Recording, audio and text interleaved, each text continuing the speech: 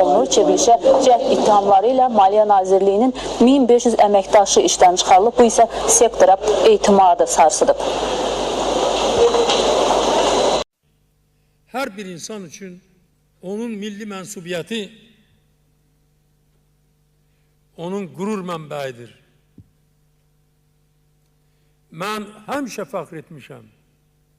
Bu gün də fəxr edirəm ki, mən Azərbaycanlıyam.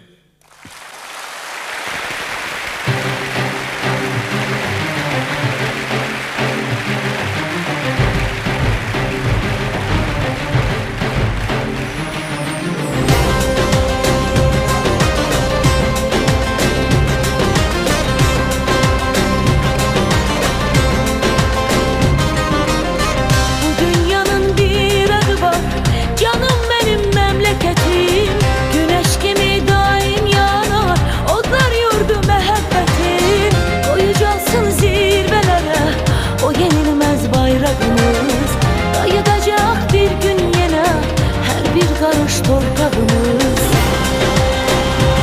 sizin için sağlığı hoş günler arzu edirəm. Her bir yerin öz yeri var, benim doğma diyar. Güzelliğine o bir bahar, geleceğe ışık saçar. Kurban olum Azerbaycan, bu müqəddəs torpağına. Bakı bir gidi evladına, koy sevinsin her bir ana. Kurban olum Azerbaycan, bu müqəddəs torpağına. Bakı bir gidi evladına, koy sevinsin her bir ana.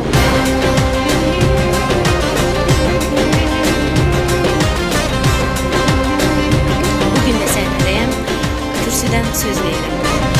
Sözü var, hürmeti var, ülkelerin arasında. Belə güzel, belə zengin var dünyanın harasında.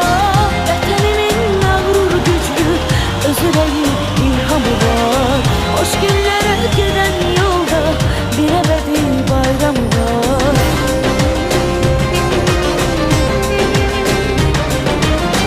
Her bir yerin öz yeri var, benim doğma diyar. Güzelliğine o bir bahar, geleceğe ışık saçar. Kurban olum Azerbaycan, bu müqəddəs torpağına. Bakı bir gidi evladına, koy sevinsin her bir ana. Kurban olum Azerbaycan, bu müqəddəs torpağına.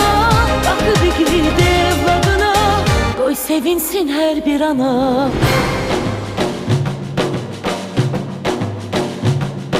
And içirəm.